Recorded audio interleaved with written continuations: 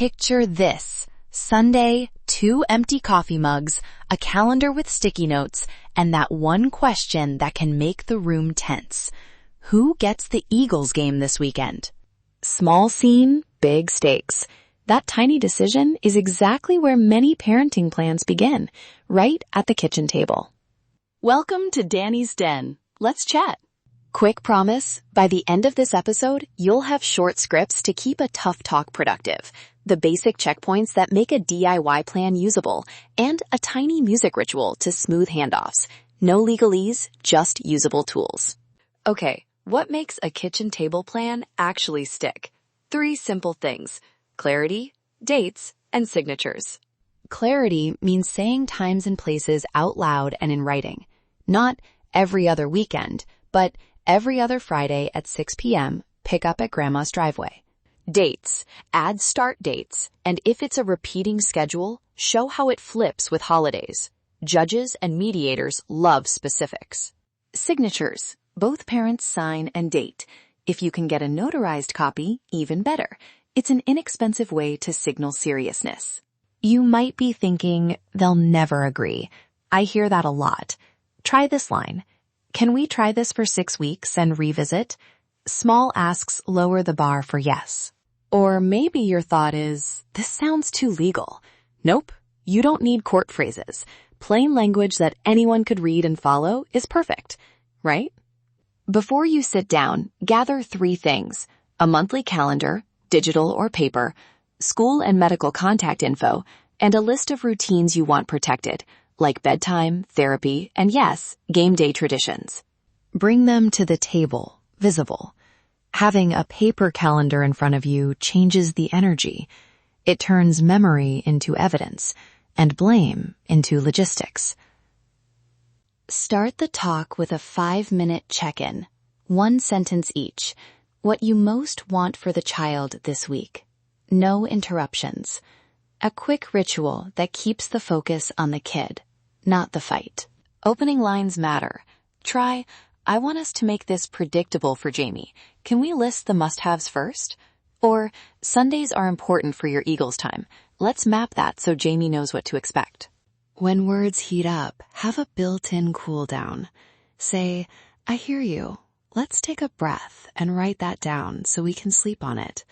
That one line brings you back to problem solving.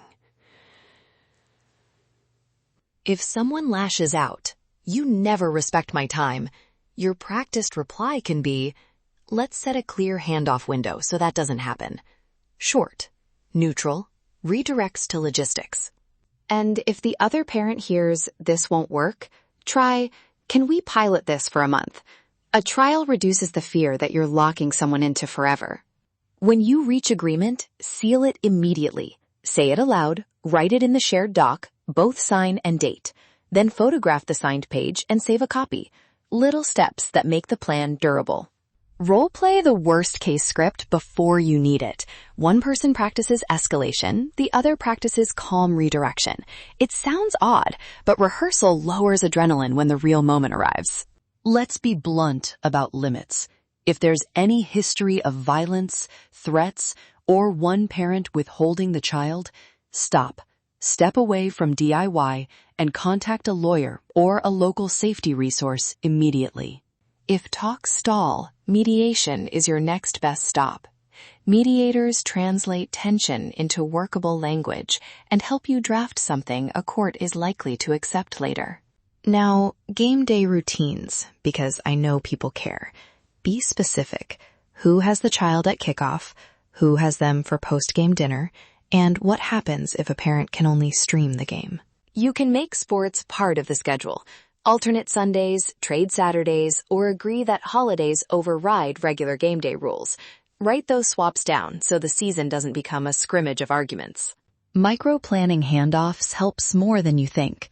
Pick neutral spots, set a 15-minute cushion, and agree on a text protocol, like running 15, plus an alternate meetup location.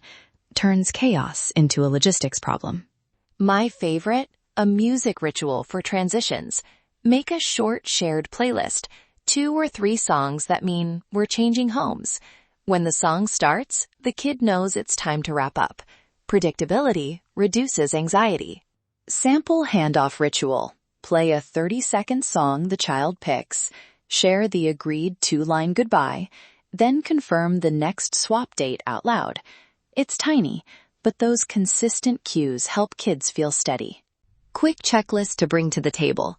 Assigned schedule with exact times and swap spots, school and medical contacts, a written missed exchange plan, notarize if you can, and a mediation fallback.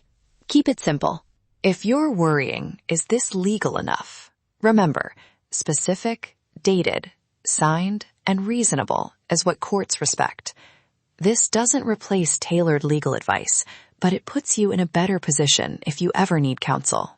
If this episode helped, subscribe to Danny's Den for more practical, lawyer-ready tips that actually sound like real life. Leave a comment or send a direct message if you want a future episode on holiday splits or complex schedules. Let's chat. Thanks for spending this kitchen table 10 minutes with me. If your situation feels unsafe or high conflict, pause the DIY and reach out for professional help. Your safety and your kids' stability come first. Bye for now.